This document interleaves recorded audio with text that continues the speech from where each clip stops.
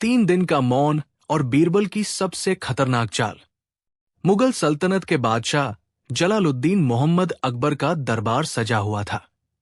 चारों ओर चमक धमक थी, लेकिन माहौल में थोड़ी तल्खी थी। वजह थी अकबर और बीरबल के बीच छिड़ी एक बहस। अकबर ने अचानक कहा, बीरबल, तुम हर बात का जवाब इतनी चतुराई से देते हो कि कभी कभी हमें लगता है कि तुम अपनी जुबान के दम पर ही पूरी दुनिया जीत सकते हो। पर क्या तुम जानते हो कि असली ताकत जुबान में नहीं, बल्कि मौन, खामोशी में होती है? बीरबल ने मुस्कुराते हुए कहा, हुजूर, खामोशी सोना है और बोलना चांदी, लेकिन सही समय पर बोलना ही अक्लमंदी है। दरबार में मौजूद बीरबल के कट्टर दुश्मन शहबाज खान को एक मौका मिल गया। वो बोला, जहांपनाह, बीरबल बस बातें बनाना जानते हैं। अगर इन्हें 3 दिन तक चुप रहने को कहा जाए तो ये पगला जाएंगे। मेरा दावा है कि ये अपनी चतुराई बिना बोले नहीं दिखा सकते। बादशाह को भी ये बात जंच गई। उन्होंने बीरबल को चुनौती दी। ठीक है बीरबल, हम तुम्हें चुनौती देते हैं। अगले 3 दिन तक तुम्हें पूरी तरह मौन रहना होगा। न तुम बोलोगे, न लिखोगे और न ही इशारों से किसी को अपनी बात समझाओगे। अगर तुम 3 दिन पूरे कर लेते हो तो तुम्हें ससैन्य की उपाधि और 10,000 स्वर्ण मुद्राएं दी जाएंगी। लेकिन अगर तुम हार गए तो तुम्हें हमेशा के लिए दरबार छोड़ना होगा। बीरबल ने सिर झुकाकर चुनौती स्वीकार कर ली। बीरबल के घर जाते ही शहबाज खान और उसके साथियों ने जश्न मनाना शुरू कर दिया। उन्होंने सोचा कि बीरबल को चुप कराकर वे अकबर के कान भर सकते हैं और उसे हमेशा के लिए रास्ते से हटा सकते हैं। शहबाज खान ने एक खतरनाक योजना बनाई। उसने कहा, बीरबल चुप रहेगा, इसका मतलब वो अपना बचाव नहीं कर सकता। इन 3 दिनों में हम ऐसी चालें चलेंगे कि अकबर खुद बीरबल को फांसी पर चढ़ाने का हुक्म दे देगा। पहला दिन, बीरबल अपने घर में चुपचाप बैठा था। शहबाज खान ने एक बहरूपिये को भेजा। उस बहरूपिये ने बीरबल के घर के बाहर जाकर बीरबल के स्वर्गीय पिता के बारे में भला बुरा कहना शुरू कर दिया। उसने इतनी गंदी गालियां दी कि बीरबल के नौकरों का खून खौल उठा, लेकिन बीरबल शांत रहे। उनके चेहरे पर एक शिकन तक नहीं आई।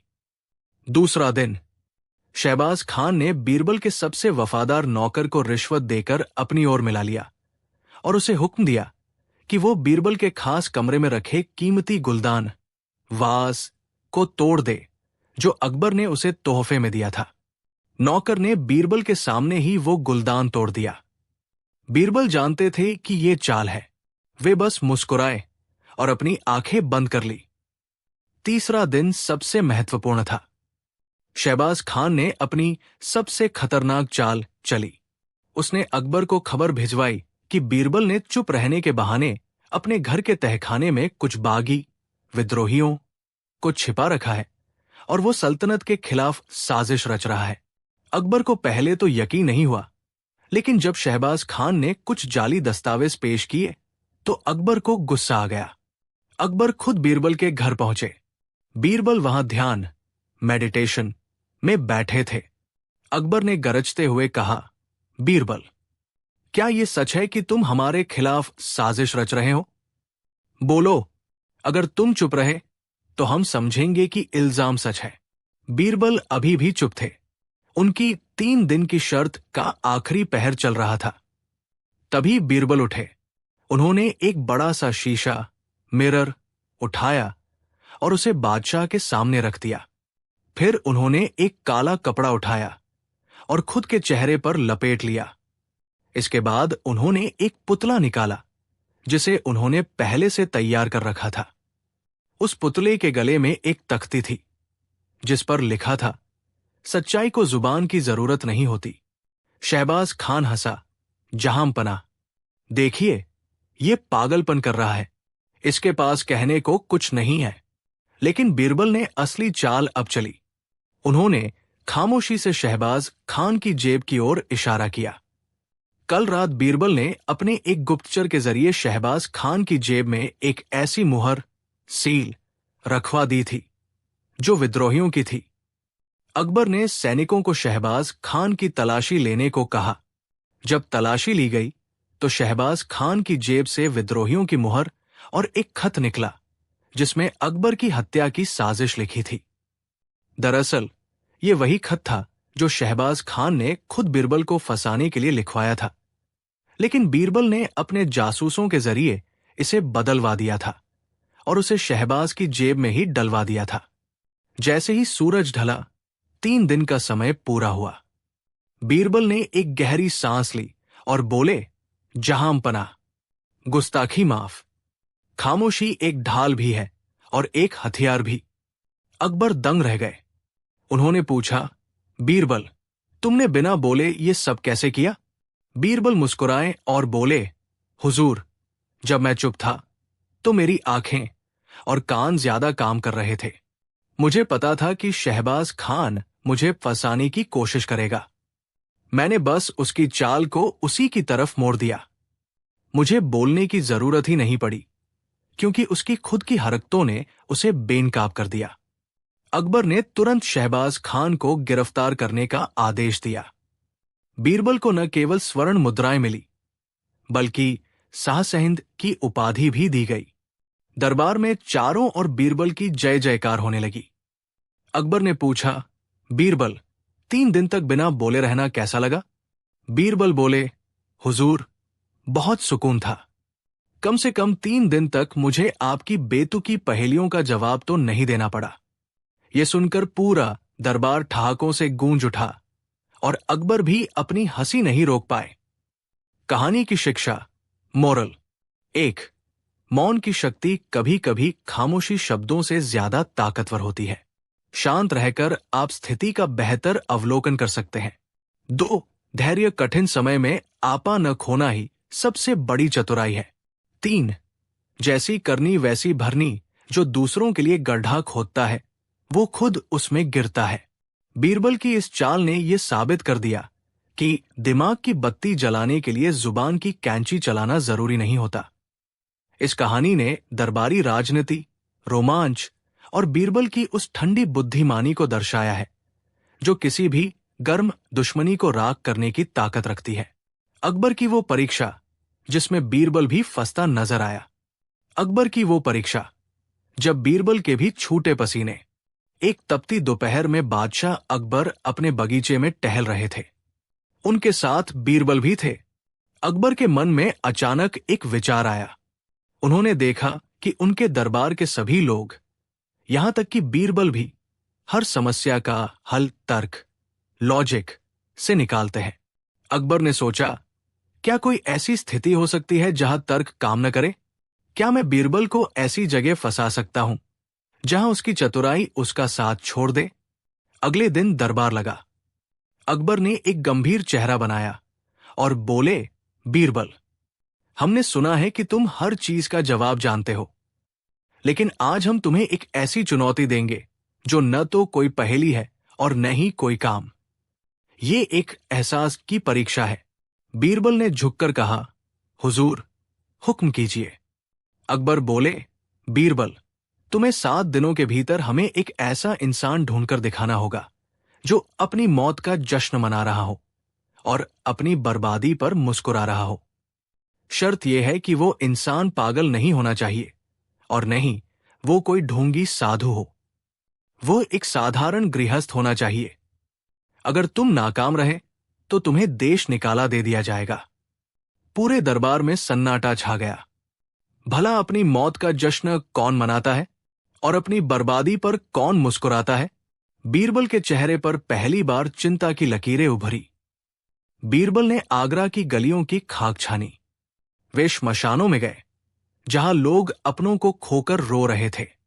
वे बाजारों में गए जहां व्यापारी घाटा होने पर सिर पीट रहे थे। पहला दिन बीरबल ने एक अमीर व्यापारी को देखा जिसका जहाज डूब गया था। वो व्यापारी रो रहा था। बीरबल ने पूछा, क्या तुम मुस्कुरा सकते हो? व्यापारी ने उन्हें पागल समझकर भगा दिया। तीसरा दिन बीरबल एक ऐसे आदमी से मिले जो बहुत बीमार था। बीरबल को लगा शायद ये मौत के करीब है और डरा नहीं होगा। लेकिन वो आदमी तो मौत के नाम से ही थर-थर कांप रहा था। 5 दिन बीत गए। बीरबल को लगा कि शायद इस बार बादशाह ने उन्हें सच में हरा दिया है। उनके दुश्मन, जैसे कि मुल्ला दो पियाजा, दरबार में खुशियां मना रहे थे कि अब बीरबल का बोरिया बिस्तर बंधने वाला है। 6ठे दिन की शाम बीरबल निराश होकर यमुना के किनारे टहल रहे थे। तभी उन्हें एक दूर दराज की झोपड़ी से संगीत और हंसी की आवाज सुनाई दी। वे वहां पहुंचे। उन्होंने देखा कि एक आदमी, जिसका नाम दीनदयाल था, अपनी फटी हुई झोपड़ी के बाहर बैठकर ढोलक बजा रहा था और गा रहा था। उसके पास खाने को सिर्फ सूखी रोटियां थी, लेकिन उसके चेहरे पर किसी शहंशाह जैसी चमक थी। बीरबल उसके पास गए और पूछा, भाई, तुम इतने खुश क्यों हो? क्या तुम जानते नहीं कि तुम्हारी झोपड़ी टूटी हुई है और तुम गरीबी में जी रहे हो? दीनदयाल हंसा और बोला, साहब, ये झोपड़ी तो बस एक सराय है।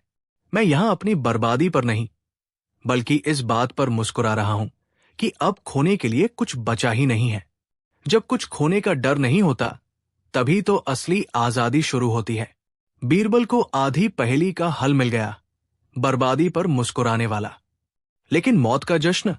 बीरबल ने पूछा, लेकिन क्या तुम अपनी मौत का जश्न मना सकते हो? दीनदयाल की आंखें चमक उठीं। उसने कहा, कल सुबह मेरे घर आइएगा, आपको जवाब मिल जाएगा। अगले दिन सुबह बीरबल वहां पहुंचे। उन्होंने देखा कि दीनदयाल ने अपने घर के बाहर फूल सजाए थे। वो बहुत खुश था। बीरबल ने पूछा, आज क्या है? दीनदयाल ने कहा, आज मेरे सबसे प्रिय मित्र की विदाई है। वो इस पुराने शरीर को छोड़कर नई यात्रा पर जा रहा है। बीरबल को लगा कि शायद उसका कोई दोस्त मरने वाला है, लेकिन तभी दीनदयाल ने एक आईना उठाया और खुद को देखा। उसने कहा, अजीब बात है ना, लोग मौत से डरते हैं क्योंकि वे इसे अंत समझते हैं। मैं इसे मुक्ति समझता हूं। जिस दिन मुझे पता चला कि मेरी बीमारी अंतिम चरण में है, मैंने रोना छोड़ दिया और उत्सव मनाना शुरू किया, क्योंकि अब मैं उस ईश्वर से मिलने वाला हूं जिसने मुझे यहां भेजा था। बीरबल दंग रह गए। वो आदमी सच में कोई पागल नहीं था, बल्कि एक गहरा दार्शनिक था जो जीवन के मोह से ऊपर उठ चुका था। 7वें दिन बीरबल दरबार में पहुंचे। उनके साथ दीनदयाल भी था। अकबर ने व्यंग्य से पूछा, क्या हुआ बीरबल? सामान बांध लिया या वो इंसान मिल गया? बीरबल ने दीनदयाल को आगे कर दिया। दरबारियों ने देखा एक गरीब, लाचार सा दिखने वाला आदमी। मुल्ला दो पियाजा बोले, हुजूर, बीरबल हमें बेवकूफ बना रहे हैं। ये आदमी तो भिखारी लग रहा है। बीरबल ने कहा, जहांपनाह, जरा इससे बात तो कीजिए। अकबर ने दीनदयाल से पूछा, क्या तुम सच में अपनी बर्बादी पर मुस्कुरा रहे हो? दीनदयाल ने अकबर की आंखों में आंखें डालकर कहा, शहंशाह, बर्बादी क्या होती है? जब तक मेरे पास धन था, मुझे उसे खोने का डर था। अब मेरे पास कुछ नहीं है, तो मुझे पाने का आनंद है। आपकी सल्तनत बड़ी है, इसलिए आपको उसे संभालने की चिंता है। मेरा साम्राज्य शून्य है, इसलिए मैं बेफिक्र हूं। क्या ये मुस्कुराहट की वजह नहीं है? अकबर प्रभावित हुए। फिर उन्होंने असली सवाल पूछा, और मौत का जश्न? दीनदयाल ने अपनी जेब से एक छोटी सी पोटली निकाली और अकबर के हाथ में रख दी। उसमें कुछ सूखे फूल और एक कविता थी। उसने कहा, शहंशाह, जिस दिन बीज मिट्टी में मरता है, उसी दिन पेड़ का जन्म होता है। मौत अंत नहीं, बल्कि एक नए उत्सव की शुरुआत है। मैं उस जश्न की तैयारी कर रहा हूं जहां कोई राजा नहीं होगा और कोई रंक नहीं। अकबर संतुष्ट थे, लेकिन वे बीरबल को थोड़ा और छेड़ना चाहते थे।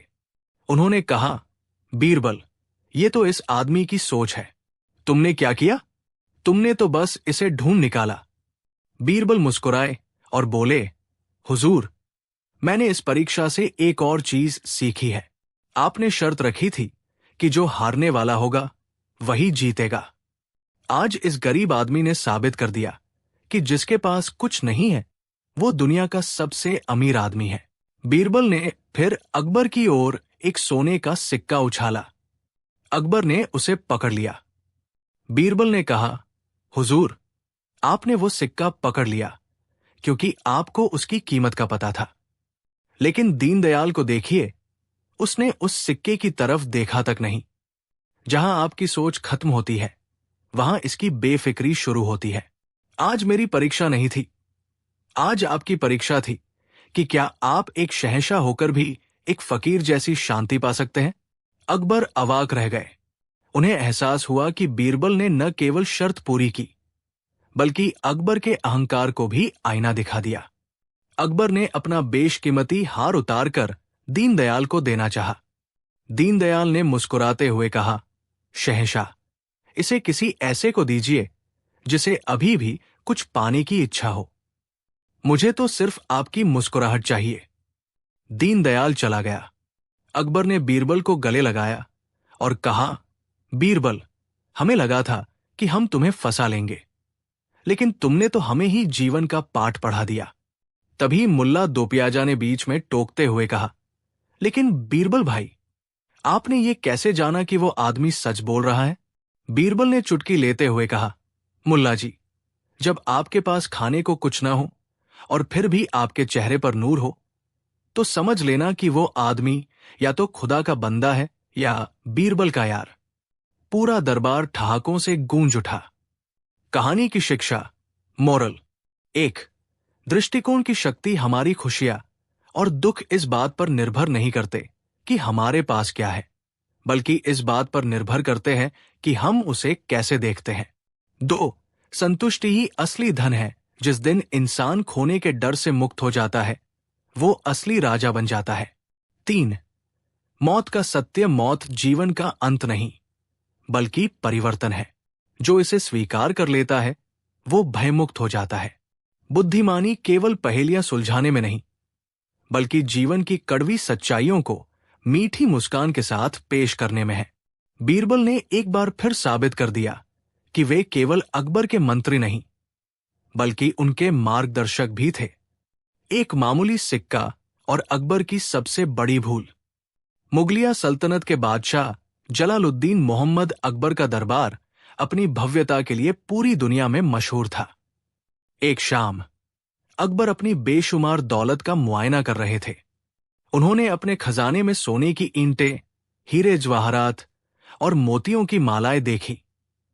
उन्हें अपनी ताकत और संपत्ति पर गर्व महसूस हुआ। अगले दिन दरबार में अकबर ने एक घोषणा की, इस दुनिया में दौलत ही सब कुछ है। जिसके पास सोना है, उसके पास खुदा की रहमत है। एक गरीब और मामूली चीज की कीमत हमारे दरबार में रत्ती भर भी नहीं है। तभी दरबार में एक बूढ़ा फकीर आया। उसने कांपते हाथों से अपनी फटी हुई झोली से एक तांबे का पुराना और घिसा हुआ सिक्का निकाला और बादशाह की ओर बढ़ाते हुए कहा, जहां पनाह, मैंने सुना है कि आप दुनिया के सबसे बड़े दानी हैं। मैंने अपनी पूरी जिंदगी की कमाई इस एक सिक्के में समेट ली है। क्या आप इसे अपने शाही खजाने में जगह देंगे? अकबर जोर से हंसे। उनकी हंसी पूरे दरबार में गूंज उठी। उन्होंने कहा, ऐ फकीर, इस 2 टके के घिसे हुए सिक्के को हमारे बेशकीमती खजाने में रखें। ये तो खजाने की तौहीन होगी। इसे ले जाओ और किसी भिखारी को दे दो। फकीर की आंखों में आंसू आ गए। उसने चुपचाप सिक्का उठाया और वहां से चला गया। बीरबल, जो ये सब देख रहे थे, समझ गए कि आज बादशाह ने अहंकार के वश में होकर एक बड़ी भूल कर दी है। जब दरबार खत्म हुआ तो बीरबल ने अकबर से कहा, जहां पनाह, आपने आज उस फकीर का नहीं, बल्कि मूल्य, वैल्यू का अपमान किया है। कभी कभी एक मामूली सिक्का भी वो काम कर देता है जो आपके सोने के भंडार नहीं कर सकते। अकबर ने चिढ़कर कहा, बीरबल, तुम हमेशा अपनी बातों से हमें नीचा दिखाने की कोशिश करते हो। साबित करो कि वह बेकार का सिक्का हमारे साम्राज्य की किसी भी सोने की मोहर से कीमती है। अगर तुम 7 दिनों में यह साबित नहीं कर पाए तो तुम्हें सजा दी जाएगी। बीरबल ने मुस्कुराते हुए चुनौती स्वीकार कर ली। बीरबल ने उसी रात उस फकीर को ढूंढा और उससे वो तांबे का सिक्का मांग लिया। बदले में बीरबल ने उसे 100 सोने की मोहरें दी। अगले दिन से बीरबल ने अपना खेल शुरू किया। उन्होंने शहर के सबसे बड़े और मशहूर ज्योतिषी, जो उनका मित्र था, को बुलाया और उसे एक विशेष कार्य सौंपा। बीरबल ने पूरे आगरा में एक अफवाह फैला दी कि एक चमत्कारी दिव्य सिक्का खो गया है, जो साक्षात कुबेर का है। ज्योतिषी ने घोषणा की, जिसके पास वो मामूली दिखने वाला तांबे का सिक्का होगा, उसके घर में कभी अन्न की कमी नहीं होगी, और जिसके पास वो सिक्का होकर भी उसने उसे ठुकरा दिया, उस पर 7 जन्मों की दरिद्रता छा जाएगी। अफवाह आग की तरह फैली। लोग पागलों की तरह तांबे के पुराने सिक्के ढूंढने लगे। बात अकबर के कानों तक भी पहुंची। अकबर ने बीरबल से पूछा, बीरबल, क्या तुमने सुना? लोग एक तांबे के सिक्के के पीछे पागल हैं।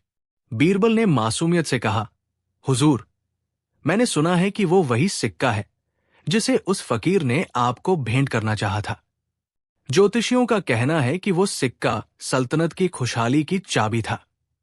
चूंकि आपने उसे ठुकरा दिया, इसलिए अब राज्य पर संकट आने वाला है। अकबर थोड़े चिंतित हुए, लेकिन उन्होंने अपनी बात पर अड़े रहने का फैसला किया। सब अंधविश्वास है बीरबल। बीरबल ने अब अपना सबसे बड़ा पत्ता खेला। उन्होंने आगरा के अनाज व्यापारियों, तेल विक्रेताओं और सब्जी वालों को चुपके से संदेश भिजवाया। अगले दिन जब शाही बावर्ची, कुक बाजार सामान खरीदने गया, तो किसी भी दुकानदार ने सोने की मोहर लेने से मना कर दिया। व्यापारी बोले, साहब, हमें सोना नहीं चाहिए, हमें वो चमत्कारी तांबा चाहिए। सुना है कि जिसके पास वो सिक्का होगा, वही आने वाले अकाल से बचेगा। हम अपनी चीजें केवल तांबे के सिक्कों के बदले देंगे। शाही बावर्ची खाली हाथ महल लौट आया। दोपहर हो गई, लेकिन बादशाह के लिए खाना नहीं बना। अकबर को तेज भूख लगी थी। उन्होंने गुस्से में पूछा, खाना क्यों नहीं तैयार हुआ? बावर्ची ने थरथर कांपते हुए कहा, जहां पनाह, बाजार में कोई भी सोने की मोहर नहीं ले रहा। हर कोई तांबे का सिक्का मांग रहा है, और हमारे शाही खजाने में केवल सोना और चांदी है। तांबे के सिक्के तो हम तुच्छ समझकर रखते ही नहीं थे। भूख के मारे अकबर का बुरा हाल था। शाम तक पूरे महल में हाहाकार मच गया। अकबर ने आदेश दिया, पूरे शहर से तांबे के सिक्के इकट्ठा करो। सैनिकों ने कोशिश की, लेकिन लोगों ने अपने तांबे के सिक्के छिपा दिए। वे बोले, ये हमारी जान बचाएंगे, हम इन्हें बादशाह को क्यों दें?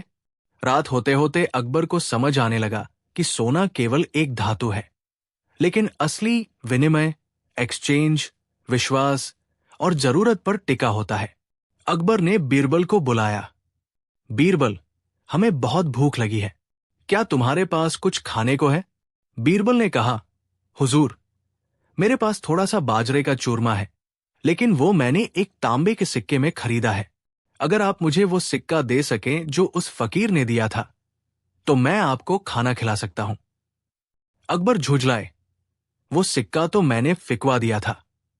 बीरबल ने धीरे से अपनी जेब से वही घिसा हुआ तांबे का सिक्का निकाला और कहा, जहां पनाह, वो सिक्का मेरे पास है, मैंने इसे फकीर से खरीदा था। लेकिन देखिए, आज आपके पास हजारों मन सोना है, फिर भी आप इस एक तांबे के सिक्के के बिना खाना नहीं खा पा रहे हैं। अकबर खामोश हो गए। उन्हें अपनी भूल का एहसास हुआ। उन्होंने बीरबल से वो सिक्का मांगा और उसे अपनी आंखों से लगाया। बीरबल ने कहा, जहां पनाह, आपकी सबसे बड़ी भूल ये थी कि आपने किसी चीज की कीमत उसकी चमक, सोना से आकी, उसके उपयोग और भावना से नहीं। उस फकीर के लिए वो एक सिक्का उसकी पूरी दुनिया थी, और आपके लिए वह कचरा था। लेकिन कुदरत का खेल देखिए, आज उसी कचरे ने शहंशाहिंद को घुटनों पर ला दिया। अकबर ने उसी वक्त आदेश दिया कि फकीर को ढूंढकर लाया जाए। जब फकीर आया, तो अकबर ने खुद अपने तख्त से उठकर उसे सम्मान दिया और उस तांबे के सिक्के को शाही खजाने के सबसे ऊंचे स्थान पर रेशमी कपड़े में लपेट कर रखवाया। अगले दिन दरबार में माहौल फिर से हंसी खुशी वाला हो गया। अकबर ने मुस्कुराते हुए बीरबल से पूछा, बीरबल, तुमने एक दिन में पूरे आगरा को तांबे का दीवाना कैसे बना दिया? क्या वह सच में चमत्कारी सिक्का था? बीरबल ने जोर से ठहाका लगाया और बोले, हुजूर, सिक्का चमत्कारी नहीं था, डर चमत्कारी था। मैंने बस ज्योतिषियों और व्यापारियों को थोड़ा सा मसाला दिया था। असल में इंसान की जरूरत ही किसी चीज को कीमती बनाती है। अकबर हंसते हुए बोले, बीरबल, तुम वाकई बेमिसाल हो। तुमने हमें सिखा दिया कि एक मामूली सिक्का भी शहंशाह का गुरूर तोड़ सकता है। बीरबल ने चुटकी लेते हुए कहा, और जहां पनाह, अगली बार अगर कोई फकीर आए तो उसे कम से कम एक रोटी तो दे ही दीजिएगा, चाहे सिक्का ले या न ले। कहानी की शिक्षा, मोरल। 1, अहंकार का पतन कभी भी अपनी संपत्ति या पद पर इतना अहंकार न करें कि आप छोटी चीजों या छोटे लोगों का अपमान करने लगे। 2, दृष्टिकोण का महत्व किसी वस्तु की कीमत उसके दाम से नहीं, बल्कि उसकी जरूरत और समय पर उसके महत्व से तय होती है। 3, समानता एक छोटा सा हिस्सा भी बड़े तंत्र को चलाने के लिए उतना ही जरूरी है जितना कि कोई बड़ी चीज। कि जीवन के सिक्के के 2 पहलू होते हैं, एक सफलता और दूसरा विनम्रता। अगर विनम्रता खो गई तो सफलता का सिक्का खोटा हो जाता है। 3 रास्ते, एक मंजिल और बीरबल की चाल। बात उन दिनों की है जब शहंशाह जलालुद्दीन मोहम्मद अकबर का डंका पूरी दुनिया में बजता था। आगरा का किला अपनी भव्यता के लिए मशहूर था। एक सुबह जब दरबार सजा हुआ था और संगीत की महफिल जमने ही वाली थी, तभी एक अजीबोगरीब दूत ने प्रवेश किया। वो दूत पड़ोसी राज्य अंजानपुर के राजा का संदेश लेकर आया था। उस राजा का नाम था महाराज विक्रम आदित्य, जो अपनी पहेलियों के लिए जाने जाते थे। दूत ने झुककर सलाम किया और एक रेशमी नक्शा अकबर के सामने रखा। दूत बोला, जहां पनाह, हमारे महाराज ने आपके लिए एक चुनौती भेजी है। अंजानपुर की सीमा पर 3 रास्ते शुरू होते हैं। तीनों रास्ते एक ही मंजिल यानी हमारे राजमहल तक जाते हैं, लेकिन शर्त यह है कि आपके सबसे बुद्धिमान दरबारी को अकेले इन रास्तों को पार करना होगा। यदि वो सही सलामत और सही समय पर पहुंच गया तो हमारे महाराज आपको अपना आधा राज्य भेंट कर देंगे, वरना आपको हार स्वीकार करनी होगी। अकबर मुस्कुराए और बोले, ये तो बहुत सरल है। रास्ता चाहे कैसा भी हो, मंजिल तक पहुंचना हमारे लिए मुश्किल नहीं। दूत ने रहस्यमयी मुस्कान के साथ कहा, जहां पनाह, रास्ते सरल नहीं हैं। 1, पहला रास्ता सत्य का मार्ग है। 2, दूसरा रास्ता माया का मार्ग है। 3, तीसरा रास्ता मौन का मार्ग है। और तीनों रास्तों के अंत में एक ही मंजिल है, लेकिन पहुंचने वाला केवल एक ही चाल से जीत सकता है। दूत के जाते ही दरबार में कानाफूसी शुरू हो गई। मुल्ला दो पियाजा ने अपनी दाढ़ी सहलाते हुए कहा, शहंशाह, ये पक्का कोई जाल है। भला एक मंजिल के लिए 3 रास्ते क्यों? और ऊपर से ये अजीब नाम। दरबारी आपस में उलझ गए। कोई कह रहा था कि सत्य के मार्ग पर जाना चाहिए क्योंकि धर्म वही सिखाता है। कोई कह रहा था कि माया का मार्ग छोटा होगा। अकबर ने बीरबल की ओर देखा, जो शांत बैठे अपनी उंगलियों से कुछ हिसाब लगा रहे थे। अकबर ने पूछा, बीरबल, तुम क्या कहते हो? क्या तुम इस चुनौती को स्वीकार करोगे? बीरबल ने उठकर सिर झुकाया और कहा, जहां पनाह, रास्ते डराते नहीं बल्कि सिखाते हैं। मैं कल सुबह ही अंजानपुर के लिए प्रस्थान करूंगा। बस मुझे 3 खाली थैले और एक बांसुरी चाहिए। सब हंसने लगे। बांसुरी और खाली थैलों से रास्ता कैसे पार होगा?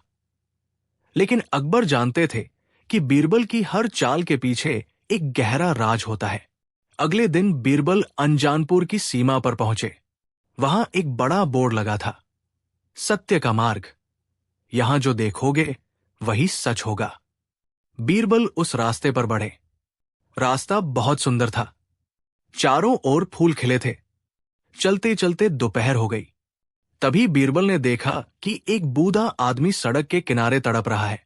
उसके पास सोने की ईंटें पड़ी थी। बूढ़े ने कहा, मुसाफिर, मैं मरने वाला हूं। ये सोने की ईंटें उठा लो और मुझे थोड़ा पानी पिला दो। बीरबल रुक गए। उन्होंने सोचा, ये सत्य का मार्ग है। यहां जो दिख रहा है, क्या वो वाकई सच है? बीरबल ने अपना खाली थैला निकाला और बूढ़े से कहा, बाबा, मैं पानी तो पिला दूंगा, लेकिन क्या आप सचमुच प्यासे हैं? जैसे ही बीरबल ने उसे पानी दिया, वो बूढ़ा गायब हो गया और सोने की ईंटें पत्थर बन गई। वहां एक आवाज गूंजी, तुमने सत्य को परखा, तुम आगे बढ़ सकते हो। बीरबल समझ गए कि सत्य कभी कभी वो नहीं होता जो आंखों को दिखता है, बल्कि वो होता है जो अंतरात्मा महसूस करती है। अगले मोड़ पर रास्ता बदल गया। अब वो माया का मार्ग था। यहां हर तरफ शोर था, चकाचौंध थी। बीरबल ने देखा कि एक सुंदर महल खड़ा है जहां नाच गाना हो रहा है। रसोइया स्वादिष्ट पकवानों की खुशबू फैला रहा था। महल के द्वार पर एक सुंदरी खड़ी थी। उसने कहा, विद्वान बीरबल, आप थक गए होंगे, यहां विश्राम कीजिए। यहां समय रुक जाता है। आपको मंजिल तक जाने की क्या जल्दी है? बीरबल को अपनी मंजिल याद थी। उन्होंने अपनी बांसुरी निकाली और एक मधुर धुन बजानी शुरू की। बांसुरी की आवाज ने माया के संगीत को काट दिया। अचानक वो महल एक झोपड़ी में बदल गया और वहां का सारा वैभव धुआं बन गया। बीरबल ने अपना दूसरा थैला निकाला और उसमें उस झोपड़ी की थोड़ी सी मिट्टी भर ली। उन्होंने जान लिया था कि माया केवल मन का भ्रम है। जो इसमें उलझ गया, वो मंजिल कभी नहीं पा सकता।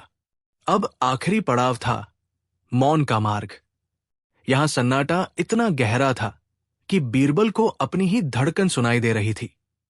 इस रास्ते की शर्त थी कि यदि कोई एक शब्द भी बोला तो वो पत्थर का बन जाएगा।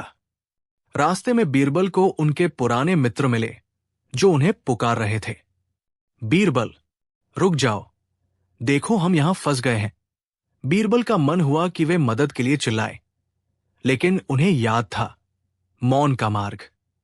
तभी एक शेर उनके सामने आ खड़ा हुआ और दहाड़ने लगा। बीरबल डरे नहीं। उन्होंने अपनी आंखें बंद की और मन ही मन ईश्वर को याद किया। उन्होंने एक शब्द भी नहीं निकाला। शेर उनके पास आया, उन्हें सूंघा और रास्ता छोड़कर चला गया। मौन की शक्ति ने भय को जीत लिया था। बीरबल ने तीसरा थैला निकाला और उसमें उस रास्ते की हवा भर कर ली, यानी उसे खाली ही रहने दिया, क्योंकि मौन शून्य होता है। अंततः बीरबल अंजानपुर के राजमहल पहुंचे। महाराज विक्रम आदित्य अपने सिंहासन पर बैठे थे। उन्होंने देखा कि बीरबल अकेले आए हैं और उनके हाथ में 3 थैले हैं। महाराज ने पूछा, बीरबल, आपने 3 रास्तों को कैसे पार किया और इन थैलों में आप क्या लाए हैं? बीरबल मुस्कुराए और अपनी चाल चली। उन्होंने पहला थैला खोला और कहा, महाराज, इसमें सत्य के अनुभव के पत्थर हैं, जो बताते हैं कि लालच इंसान को अंधा कर देता है। फिर दूसरा थैला दिखाया। इसमें माया की धूल है, जो बताती है कि बाहरी चमक धमक क्षण भंगुर है। तीसरा खाली थैला दिखाते हुए बीरबल बोले, और इसमें मौन की शक्ति है।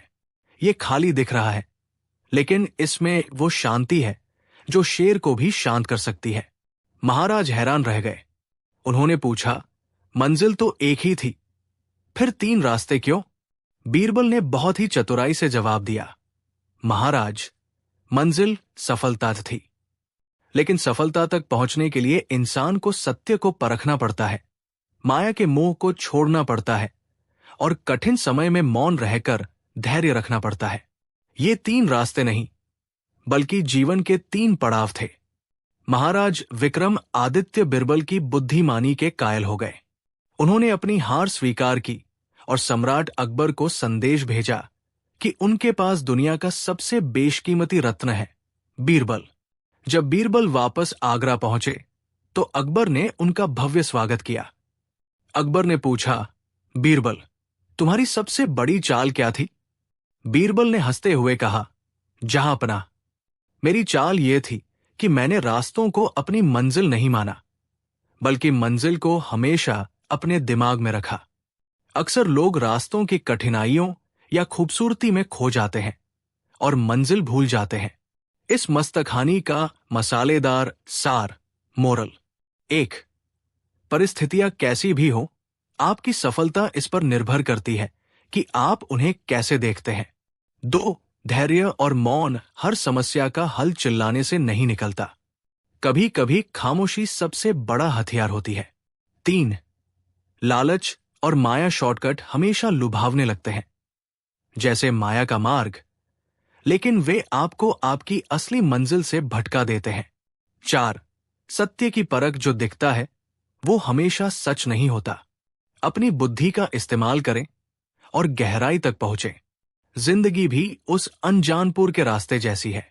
यहां आपको सत्य के कड़वे घूंट पीने पड़ेंगे। माया आपको अपनी ओर खींचेगी और कई बार मौन रहना ही समझदारी होगी। बस अपनी बांसुरी खुशमिजाजी बजाते रहिए और मंजिल पर नजर रखिए। 2 राज्य, एक विवाद और बीरबल का खेल। भारत के मानचित्र पर 2 पड़ोसी राज्य थे, प्रतापगढ़ और विजयगढ़। दोनों राज्यों के राजाओं में पुरानी दुश्मनी थी, लेकिन इस बार मामला गंभीर था। विवाद की जड़ था एक कुआं, जिसका नाम था नीलमणि कुआं। यह कुआं दोनों राज्यों की सीमा के बिल्कुल बीचों बीच स्थित था। इसकी खासियत यह थी कि भीषण गर्मी में भी इसका पानी बर्फ की तरह ठंडा रहता था और आसपास के 100 गांवों की प्यास बुझाता था। प्रतापगढ़ के राजा विक्रम सिंह का दावा था कि उनके परदादा ने यह कुआं खुदवाया था। वही विजयगढ़ के राजा शक्ति सिंह का कहना था कि कुएं की जमीन उनके पूर्वजों की थी। बात बढ़ते बढ़ते यहां तक पहुंच गई कि दोनों सेनाएं सीमा पर आमने सामने खड़ी हो गई। युद्ध निश्चित था, और अगर युद्ध होता तो हजारों बेगुनाह मारे जाते। उस समय दिल्ली में सम्राट अकबर का शासन था। दोनों राजा अकबर के अधीन थे, इसलिए वे अपना मुकदमा लेकर अकबर के दरबार में पहुंचे। अकबर के दरबार में माहौल गर्म था। राजा विक्रम सिंह चिल्लाए, जहांपना, वो कुआं हमारा है। विजयगढ़ के लोग उसमें जहर मिलाने की धमकी दे रहे हैं। राजा शक्ति सिंह गरजते हुए बोले, झूठ। जहांपना, विक्रम सिंह की सेना ने हमारे चरवाहों को पानी पीने से रोका है। अकबर ने सिर पकड़ लिया। उन्होंने कई नक्शे देखे, पुराने कागजात खंगाले, लेकिन कुआं बिल्कुल 0 पॉइंट पर था। अकबर ने बीरबल की ओर देखा, जो कोने में खड़े अपनी मूंछों पर ताव दे रहे थे। अकबर ने कहा, बीरबल, तलवारें म्यान से बाहर आने को बेताब है। अगर 7 दिनों के भीतर इस विवाद का हल नहीं निकला तो हम खून की नदियां बहते देखेंगे। क्या तुम्हारे पास कोई उपाय है? बीरबल ने झुककर सलाम किया और बोले, जहांपना, न्याय कागजों पर नहीं, नियत पर टिका होता है। मुझे 7 दिन का समय दीजिए। मैं इन दोनों राजाओं के साथ उसी कुएं पर जाकर खेल खेलूंगा। अगले दिन बीरबल दोनों राजाओं को लेकर नीलमणि कुएं पर पहुंचे। बीरबल ने वहां पहुंचकर अजीब व्यवहार करना शुरू कर दिया। उन्होंने कुएं के चारों ओर एक लाल धागा बांध दिया और जमीन पर कुछ रहस्यमयी निशान बना दिए। राजाओं ने पूछा, बीरबल, ये क्या ढोंग है? बीरबल ने गंभीर होकर कहा, महाराज, कल रात मुझे सपने में इस कुएं के रक्षक देवता मिले थे। उन्होंने कहा कि यह कुआं उसी का होगा जो इसकी सच्ची सेवा करेगा। लेकिन सेवा की परीक्षा लेने के लिए देवता स्वयं यहां प्रकट होंगे। दोनों राजा डर भी गए और उत्सुक भी हुए। बीरबल ने आगे कहा, अगले 3 दिनों तक आप दोनों को यहां बिना हथियारों के केवल एक सेवक के साथ रहना होगा। और हां, इस दौरान कोई किसी से बात नहीं करेगा। जो पहले बोलेगा वो कुआं हार जाएगा। पहली रात बीरबल ने एक नाटक रचा। उन्होंने अपने कुछ खास आदमियों को डाकू बनाकर भेजा। आधी रात को डाकू न चिल्लाए, अरे देखो, कुएं के अंदर सोने के घड़े चमक रहे हैं, चलो इन्हें निकाल लेते हैं। राजा विक्रम सिंह ने सुना। उनके मन में लालच आया, अगर कुआं मेरा हो गया तो सोना भी मेरा होगा। वे उठकर कुएं की ओर भागे, लेकिन तभी उन्हें बीरबल की शर्त याद आ गई कि बोलना मना है और हथियार नहीं होने चाहिए। उधर राजा शक्ति सिंह भी लालच में पड़ गए। दोनों राजा एक दूसरे को घृणा से देख रहे थे, लेकिन सोने के लालच में दोनों ने अपनी अपनी सीमा बढ़ा दी। सुबह हुई तो पता चला कि वो सोना नहीं, बल्कि पानी में डूबते हुए पीतल के टुकड़े थे। बीरबल ने हंसते हुए कहा, जो लालच में अंधा है वो कुएं की क्या सेवा करेगा। दूसरे दिन बीरबल ने कुएं के आसपास के गांवों में खबर फैला दी कि कुआं सूखने वाला है। हजारों लोग कुएं पर उमड़ पड़े। बीरबल ने दोनों राजाओं से कहा, आज आप दोनों को बाल्टी से पानी भरकर इन ग्रामीणों की प्यास बुझानी है। जो सबसे ज्यादा पानी पिलाएगा वही असली हकदार होगा। दोपहर की भीषण गर्मी, राजाओं के हाथों में छाले पड़ गए। विक्रम सिंह बीच बीच में आराम करने लगे, लेकिन शक्ति सिंह लगातार पानी खींचते रहे। तभी बीरबल ने एक फर्जी बीमार बुढ़िया को भेजा। बुढ़िया ने विक्रम सिंह से मदद मांगी तो उन्होंने उसे झिड़क दिया, लेकिन शक्ति सिंह ने रुककर उसे पानी पिलाया और उसे छाया में बिठाया। बीरबल दूर से सब देख रहे थे। उनके दिमाग में विवाद का समाधान तैयार हो चुका था। तीसरे दिन की सुबह बीरबल ने एक भयानक घोषणा की। उन्होंने कहा, जहांपनाह अकबर का आदेश आया है। चूंकि विवाद सुलझ नहीं रहा है, इसलिए सम्राट ने तय किया है कि इस कुएं को बारूद से उड़ा दिया जाए। न रहेगा कुआं, न होगा विवाद। सैनिक कुएं के चारों ओर बारूद की पोटलियां रखने लगे। बीरबल ने माचिस की तीली जलाते हुए कहा, किसी को कुछ कहना है? अगर कोई बोला तो वो अपना दावा छोड़ देगा। राजा विक्रम सिंह चुप रहे। उन्होंने सोचा, ठीक है, अगर मेरा नहीं हो सकता तो इसका भी न रहे। कम से कम युद्ध तो टलेगा और मेरा अपमान नहीं होगा। लेकिन राजा शक्ति सिंह अचानक चिल्ला पड़े, रुको बीरबल, मत जलाओ, इस कुएं को मत नष्ट करो। बीरबल ने तीली बुझा दी और मुस्कुराए। परंतु महाराज, आप शर्त हार गए। आप बोल पड़े। शक्ति सिंह की आंखों में आंसू थे। उन्होंने कहा, भाड़ में जाए शर्त और भाड़ में जाए ये कुआं। बीरबल, इस कुएं का पानी हजारों पशु पक्षियों और इंसानों की जान है।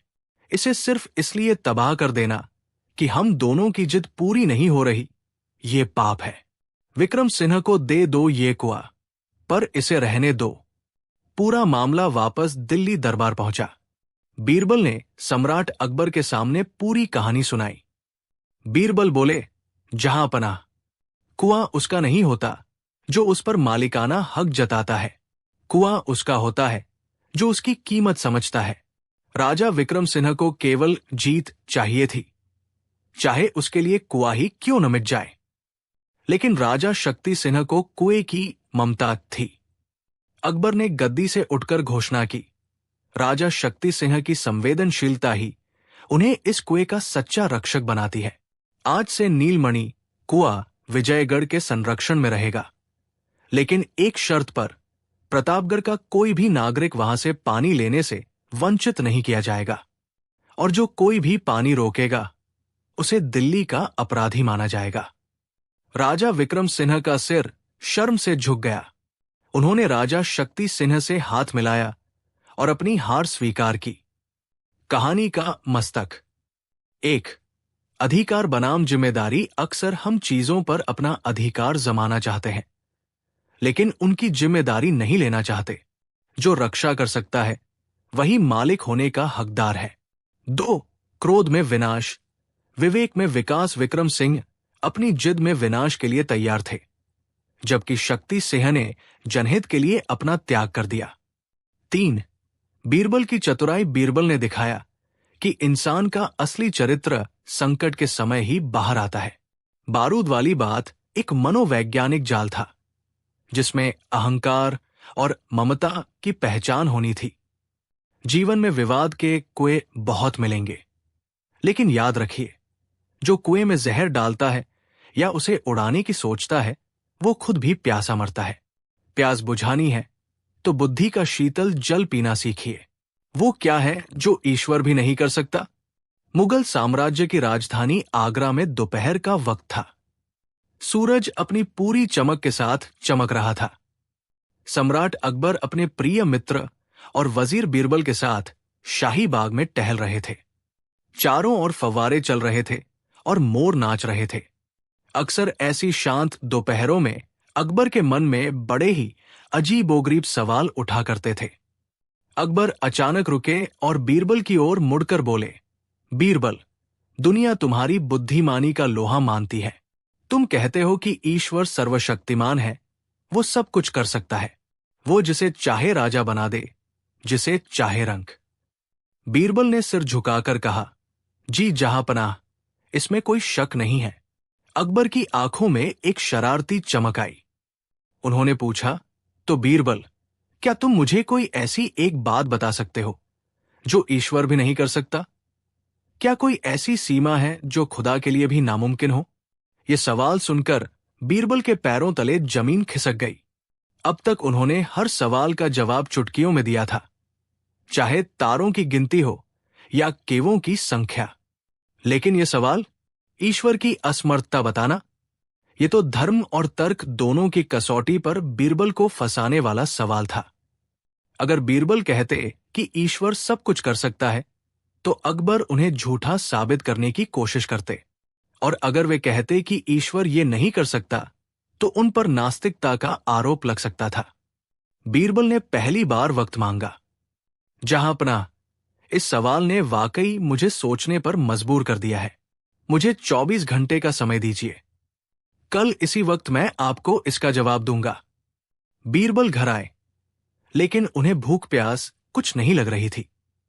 वे रात भर टहलते रहे। उन्होंने अपनी सारी किताबें खंगाली, वेदों और पुराणों का चिंतन किया, लेकिन कोई ठोस जवाब नहीं मिला। उन्हें लग रहा था कि कल दरबार में उनकी इज्जत मिट्टी में मिल जाएगी। बीरबल के घर में एक छोटा नौकर था जिसका नाम रामू था। रामू बहुत ही चतुर और हाजिर जवाब था। उसने देखा कि बीरबल परेशान है। उसने पास जाकर पूछा, हुजूर, क्या बात है? आज आप बड़े चिंतित दिख रहे हैं। क्या बादशाह सलामत ने कोई नया पेंच फंसाया है? बीरबल ने पहले तो उसे झिड़का, लेकिन फिर सोचा कि शायद कोई मासूम दिमाग इसका हल दे सके। उन्होंने रामू को अकबर का सवाल बताया। रामू खिलखिलाकर हंसा। उसने कहा, हुजूर, बस इतनी सी बात? इसके लिए आप रात भर से जाग रहे हैं? आप कल मुझे अपने साथ दरबार ले चलिए। मैं खुद बादशाह को इसका जवाब दूंगा। बस आप मुझे अपने गुरु के रूप में पेश कीजिएगा। बीरबल को ताज्जुब हुआ, लेकिन उनके पास और कोई चारा नहीं था। अगले दिन दरबार खचाखच भरा था। दरबारी आपस में कानाफूसी कर रहे थे। आज बीरबल हार जाएगा। खुदा की कमी निकालना मुमकिन ही नहीं है। अकबर सिंहासन पर बैठे और बोले, हाँ बीरबल, क्या जवाब मिला? वो क्या है जो ईश्वर नहीं कर सकता? बीरबल ने आगे बढ़कर कहा, जहांपनाह, इस सवाल का जवाब इतना गहरा है कि मुझे लगा इसके लिए मुझे अपने गुरुजी की मदद लेनी चाहिए। ये है मेरे गुरुजी। उन्होंने रामू की ओर इशारा किया। ये आपके सवाल का जवाब देंगे। अकबर ने एक छोटे से बालक को देखा और मुस्कुराए। उन्होंने वही सवाल दोहराया। रामू, गुरु के भेष में, बोला, बादशाह सलामत। जवाब देने से पहले एक छोटी सी शर्त है। आप सवाल पूछ रहे हैं तो आप शिष्य हुए, और मैं जवाब दे रहा हूं तो मैं गुरु हुआ। क्या शिष्य को ऊंचे सिंहासन पर बैठना शोभा देता है? अकबर को बात जंच गई। वे नीचे उतर आए और रामू को अपने सिंहासन पर बैठा दिया। पूरा दरबार सन्न रह गया। सिंहासन पर बैठते ही रामू के तेवर बदल गए। उसने राजसी अंदाज में कहा, अकबर, अब पूछो अपना सवाल। अकबर ने विनम्र होकर पूछा, महोदय, वो क्या है जो ईश्वर नहीं कर सकता? रामू ने ठहाका लगाया और बोला, जहांपनाह, ईश्वर वो काम नहीं कर सकता जो मैंने अभी अभी कर दिखाया। ईश्वर आपको बिना कारण के नीचा नहीं दिखा सकता, और मुझ जैसे साधारण व्यक्ति को बिना योग्यता के बादशाह नहीं बना सकता। दरबार में सन्नाटा छा गया। रामू ने आगे बढ़कर कहा, महाराज, असली जवाब यह है कि ईश्वर किसी को देश निकाला एग्जाइल नहीं दे सकता। अकबर चौंक गए। क्यों? रामू ने कहा, क्योंकि ये सारा ब्रह्मांड, ये सारी सृष्टि उसी की है।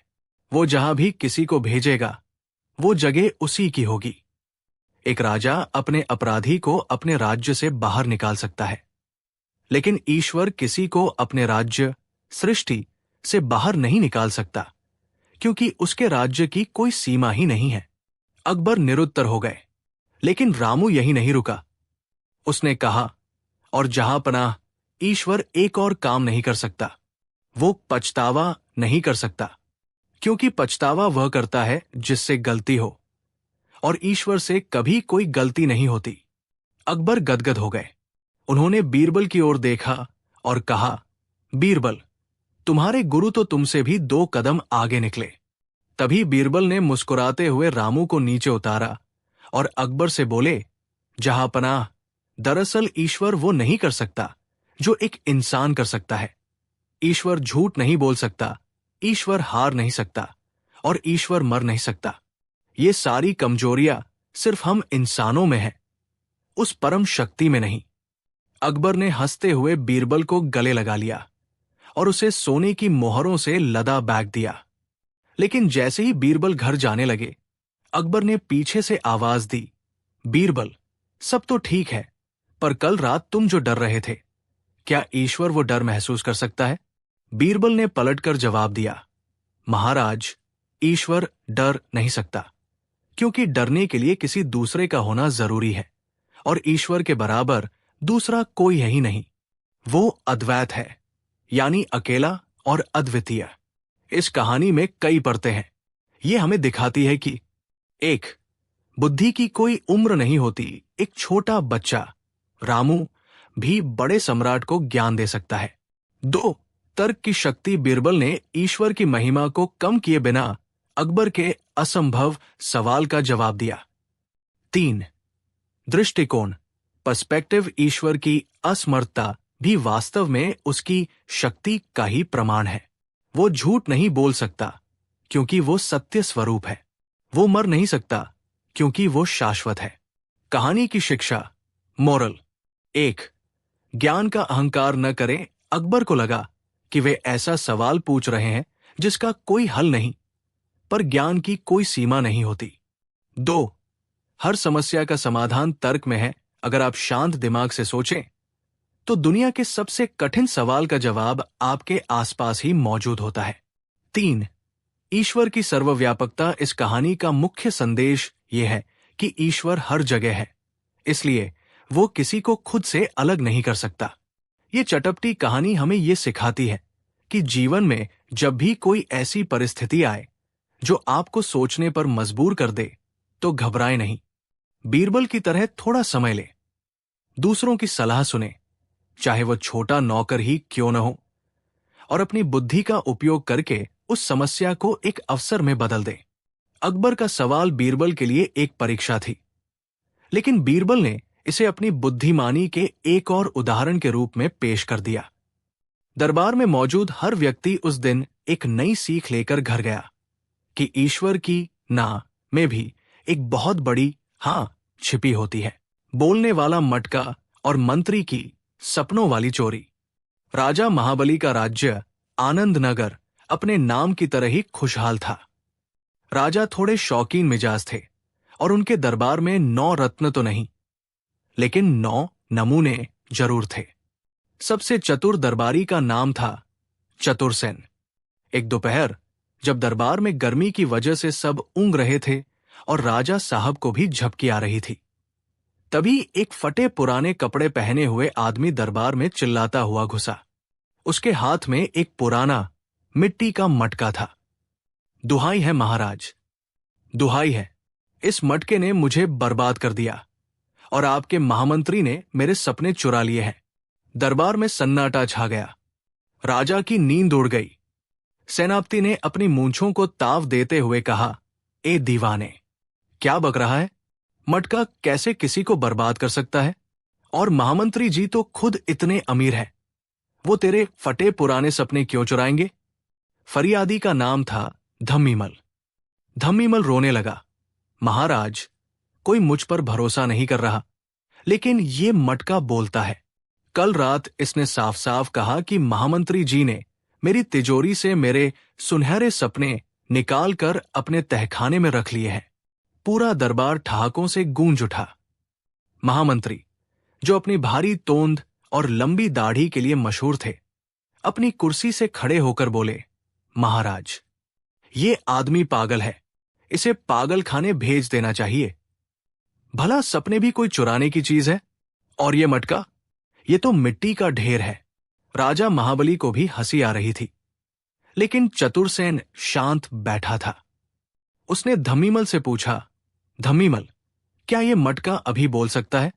धम्मीमल ने मटके को कान से लगाया और बोला, नहीं हुजूर, ये मटका बड़ा स्वाभिमानी है, ये भरी सभा में नहीं बोलता, ये सिर्फ अकेले में फुसफुसाता है।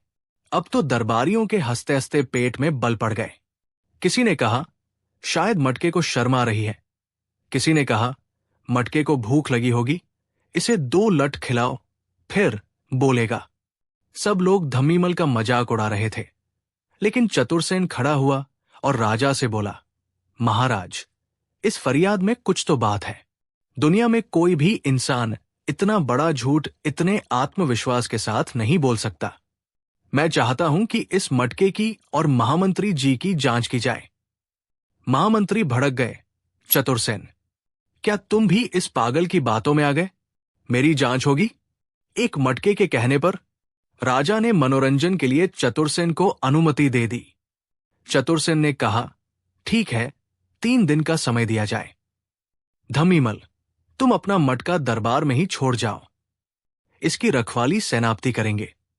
पहली रात सेनापति मटके के पास पहरा दे रहे थे। सन्नाटा था। अचानक उन्हें लगा कि मटके के अंदर से कोई फुसफुसाहट आ रही है। सेनापति डर के मारे कांपने लगे। उन्होंने मटके के पास जाकर कान लगाया। उन्हें सुनाई दिया, सोना, चांदी, गरीबों का पसीना, तहखाना, महामंत्री। सेनापति की तो सिट्टी-पिट्टी गुम हो गई। अगले दिन उन्होंने ये बात गुप्त रूप से राजा को बताई। राजा को यकीन नहीं हुआ। दूसरी रात राजा खुद भेष बदलकर मटके के पास बैठे। आधी रात को फिर आवाज आई, महाराज की जय हो। पर महाराज अंधे हैं। उनके बगल में बैठा चोर महल खोद रहा है। सपने नहीं, हकीकत चुरा रहा है। राजा सन्न रह गए। क्या वाकई मटका बोल रहा था या कोई जादू था? तीसरे दिन दरबार खचाखच भरा था। महामंत्री बहुत घबराए हुए थे, क्योंकि शहर में अफवाह फैल गई थी कि मटका सच बोलता है। चतुरसेन दरबार में आया और बोला, महाराज, मटके ने मुझे सब बता दिया है। धम्मीमल के सुनहरे सपने का मतलब कोई नींद वाला सपना नहीं था। धम्मीमल एक राजमिस्त्री है, जिसने 10 साल पहले महल के गुप्त तहखाने का नक्शा बनाया था। उसका सपना था कि उस नक्शे के बदले मिलने वाले इनाम से वो अपना घर बनाएगा। लेकिन महामंत्री जी ने उसे इनाम देने के बजाय जेल में डलवा दिया और वो नक्शा खुद रख लिया, ताकि वे महल का खजाना धीरे धीरे साफ कर सकें। महामंत्री का चेहरा सफेद पड़ गया। उन्होंने चिल्लाकर कहा, झूठ, सब झूठ है, ये मटका बोल ही नहीं सकता। चतुरसेन मुस्कुराया और मटके के पास गया। उसने मटके के अंदर हाथ डाला और एक छोटा सा तोता बाहर निकाला। वो तोता बहुत ही माहिर था और इंसानों की आवाज की नकल करने में उस्ताद था। चतुरसेन ने बताया, महाराज, मटका नहीं बोल रहा था। धम्मीमल ने इस तोते को सालों तक ट्रेनिंग दी थी ताकि वो खास शब्द बोल सके। लेकिन धम्मीमल पागल नहीं है। इसने ये नाटक इसलिए किया क्योंकि उसे पता था कि सीधे रास्ते से आपकी कोई नहीं सुनेगा। लेकिन कहानी यहां खत्म नहीं हुई। चतुरसेन ने महामंत्री की ओर मुड़कर कहा, महामंत्री जी, जब मटके ने तहखाना शब्द बोला तो आप घबरा गए। क्यों? अगर आप सच्चे थे तो आपको डर नहीं लगना चाहिए था। कल रात मैंने आपके घर की तलाशी ली और वहां वही नक्शा मिला जो धम्मीमल का था, साथ ही वो सोना भी जो पिछले महीने खजाने से कम हुआ था। महामंत्री जी के पैर लड़खड़ा गए। उन्होंने अपना जुर्म कबूल कर लिया। राजा ने महामंत्री को काल कोठरी में डाल दिया और धम्मीमल को उसका हक दिलाया। धम्मीमल को भारी इनाम मिला और वो मटका और वो चतुर तोता आज भी आनंद नगर के संग्रहालय में रखा है। कहानी की शिक्षा, मोरल। 1. सत्य को दबाया नहीं जा सकता, चाहे आप कितना भी बड़ा झूठ क्यों न बोले। सत्य किसी न किसी रूप में बाहर आ ही जाता है। 2. अजीब दिखने वाली बात के पीछे भी तर्क हो सकता है। कभी कभी सबसे मूर्खतापूर्ण लगने वाली फरियाद के पीछे भी कोई बड़ा सच छिपा हो सकता है। बुद्धिमान व्यक्ति वही है जो सतह के नीचे झांक कर देखे। 3. अपराधी का मनोविज्ञान, अपराधी कितना भी चालाक क्यों न हो, उसका डर ही उसे पकड़वा देता है। महामंत्री अपनी घबराहट की वजह से खुद ही चतुरसेन के जाल में फंस गए। मस्तकानी, दिमाग की बत्ती जलाओ, मटके की आवाज पर नहीं, बल्कि मटके के पीछे छिपे दिमाग पर ध्यान दो। चटपटी बात यह है कि कभी कभी न्याय दिलाने के लिए थोड़े मसाले और नाटक की जरूरत पड़ती है। संतोषी व्यापारी और बीरबल की चतुराई, जब नुकसान में भी मिली खुशी। मुगल सल्तनत के सुनहरे दौर में बादशाह अकबर अक्सर वेश बदलकर अपनी प्रजा का हालचाल जानने निकला करते थे। उनके साथ हमेशा की तरह उनके सबसे भरोसेमंद और चतुर मित्र बीरबल होते थे। अकबर का मानना था कि एक राजा वही श्रेष्ठ है जो अपनी प्रजा के दुख सुख को करीब से देखे। एक शाम जब सूरज डूब रहा था और आसमान में लालिमा छाई थी, अकबर और बीरबल आगरा के मुख्य बाजार से गुजर रहे थे। तभी उनकी नजर एक बहुत बड़ी भीड़ पर पड़ी। वहां एक आलीशान दुकान, जो कि रेशम और कीमती मलमल की थी, पूरी तरह जलकर खाक हो चुकी थी। राख का ढेर लगा था और धुआं अब भी उठ रहा था। आसपास के लोग अफसोस जता रहे थे। कोई कह रहा था, बेचारा सेठ शांतिलाल रातों रात कंगाल हो गया। कोई कह रहा था, इतना बड़ा नुकसान, अब ये कैसे संभलेगा। लेकिन तभी अकबर और बीरबल ने जो देखा, उसने उन्हें हैरान कर दिया।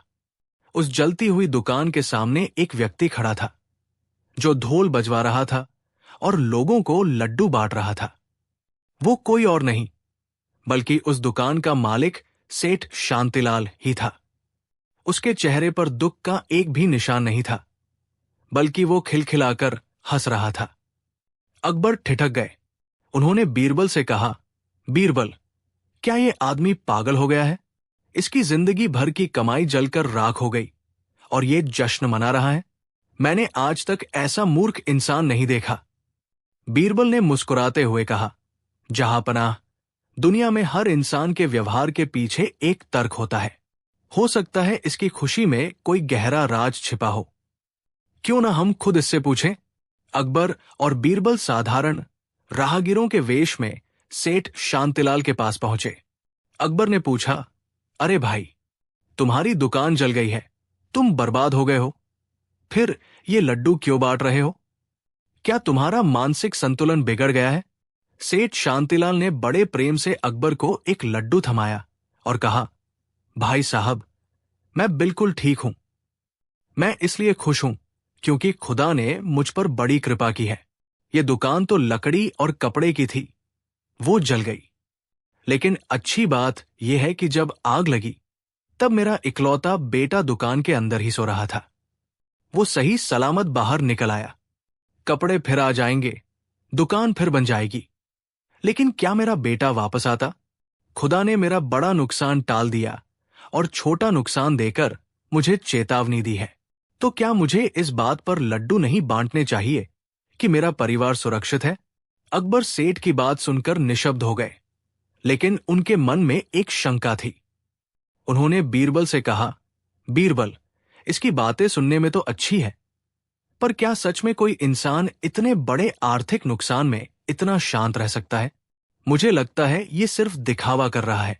बीरबल ने अकबर की चुनौती स्वीकार कर ली। उन्होंने कहा, जहांपनाह, चलिए इसकी असलियत परखते हैं। हम इसे कल दरबार में बुलाएंगे। अगले दिन सेठ शांतिलाल को शाही दरबार में बुलाया गया। अकबर ने उसे पहचान लिया, पर अपनी पहचान गुप्त रखी, क्योंकि कल वे वेश बदल कर गए थे। अकबर ने कहा, सेठ, हमने सुना है कि तुम बहुत बड़े संतोषी व्यक्ति हो। हम तुम्हारी परीक्षा लेना चाहते हैं। अकबर ने उसे एक कीमती मखमली थैली दी जिसमें 500 सोने की मुहरें थी। अकबर बोले, ये तुम्हारी दुकान दोबारा खड़ी करने के लिए इनाम है, इसे संभाल कर ले जाओ। सेठ ने झुककर सलाम किया और थैली लेकर जाने लगा। बीरबल ने चुपके से एक सेवक को इशारा किया कि वो सेठ की थैली में एक छोटा सा छेद कर दे। जब सेठ दरबार से बाहर निकला और अपने घर की ओर जाने लगा तो एक एक करके सोने की मुहरें रास्ते में गिरती गई। सेठ को इसका पता तब चला जब वो अपने घर की दहलीज पर पहुंचा। उसने देखा कि थैली पूरी खाली हो चुकी है। अकबर और बीरबल पीछे पीछे छिपकर देख रहे थे। अकबर ने सोचा, अब तो ये जरूर रोएगा। कल की दुकान का दुख और आज इन 500 मुहरों का खो जाना इसे तोड़ देगा। लेकिन सेठ ने जैसे ही खाली थैली देखी, उसने ऊपर आसमान की तरफ देखा और हाथ जोड़कर कहा, वाह मेरे मालिक, तेरी लीला अपरंपार है। शायद तुझे ये मंजूर नहीं था कि मैं दूसरों की मदद से दोबारा शुरुआत करूं। तू चाहता है कि मैं अपनी मेहनत से ही फिर से खड़ा हूं। अच्छा हुआ जो ये मुहरें गिर गई, वरना मैं आलसी हो जाता और इस खैरात के भरोसे बैठ जाता। जिसने मुहरें उठाई होंगी उसका भला हो। ये कहकर वो गुनगुनाते हुए घर के अंदर चला गया। अकबर ये देखकर दंग रह गए। बीरबल ने मुस्कुराते हुए कहा, जहां अपना देखा आपने, असली अमीरी जेब में नहीं, इंसान के मन में होती है। जिसके पास संतोष, कॉन्टेंटमेंट है, उसे दुनिया का कोई भी नुकसान दुखी नहीं कर सकता। सेठ शांतिलाल जानता है कि जो चीज उसके पास से चली गई वो कभी उसकी थी ही नहीं। वो तो बस कुछ समय के लिए उसके पास एक अमानत थी। अकबर को अपनी गलती का एहसास हुआ। उन्होंने सेठ को वापस बुलाया और इस बार उसे बिना किसी छेद वाली थैली नहीं, बल्कि एक सरकारी गोदाम और व्यापार करने के लिए बिना ब्याज का ऋण दिया। अकबर ने कहा, सेठ, तुम्हारी सकारात्मकता ने मेरा दिल जीत लिया। तुम जैसे लोग समाज के लिए मिसाल हैं। बीरबल ने जाते जाते चुटकी ली और कहा, जहांपनाह, सेठ तो खुश है ही, लेकिन मुझे उन लोगों की फिक्र है जिन्हें वे 500 मुहरें रास्ते में मिली होंगी। वे अब ये सोचकर परेशान होंगे कि काश 500 और मिल जाती। असली दुखी वो नहीं जिसने खोया है, बल्कि वो है जो पाकर भी और पाने की लालसा रखता है। अकबर जोर से हंस पड़े और उन्होंने बीरबल को उनकी बुद्धिमानी के लिए इनाम दिया। शिक्षा 1। संतोष सबसे बड़ा धन है। जीवन में भौतिक चीजों का आना जाना लगा रहता है। जो व्यक्ति नुकसान में भी सकारात्मक रहता है वही वास्तव में सुखी है। 2। नजरिया बदले विपत्ति में ये न देखे कि क्या खो गया, बल्कि ये देखे कि क्या बच गया। 3। चिंता चिता के समान है, जो बीत गया उस पर शोक करना व्यर्थ है। भविष्य के निर्माण पर ध्यान देना ही बुद्धिमानी है। 4। ईश्वर की मर्जी कभी कभी बड़े नुकसान से बचाने के लिए नियति हमें छोटा नुकसान देती है। इसे स्वीकार करना ही शांति का मार्ग है। ये लंबी कहानी हमें सिखाती है कि खुशियां परिस्थितियों पर नहीं, बल्कि हमारे विचारों पर निर्भर करती है। बीरबल की चतुराई और सेठ के संतोष ने अकबर को